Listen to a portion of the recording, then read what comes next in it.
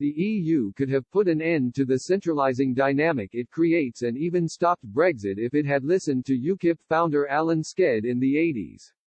As we are about to enter a new decade, the EU seems to be facing one of its worst existential crises since its inception.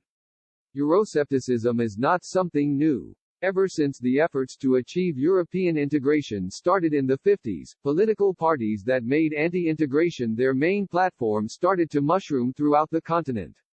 The current pandemic, lockdown measures and the economic crisis looming seem to be exacerbating divisive trends in Europe. For example, a recent poll shows that 67% of Italians believe that being a member of the bloc is a disadvantage for Italy. If European leaders had listened to Ukip founder and LSE lecturer Alan Sked, though, things might be different today.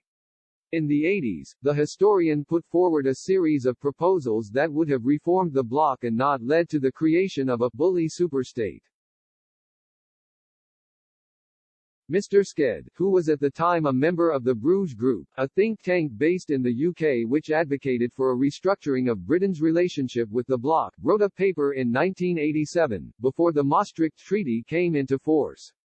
In it, he acknowledged the European Economic Community (EEC), the precursor to the EU, developed because European states recognized that there are certain areas in which they must work together.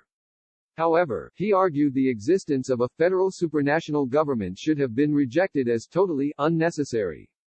He wrote, European states are highly sophisticated organs which are already used to operating an enormous range of policies. They do not require supranational supervision. At the heart of these proposals therefore is the reform of the European Parliament in order to put an end to the centralizing dynamic which it creates. In short, it is proposed that Europe should be run along with a parliamentary structure which established at the outset that sovereignty derives from the individual member states.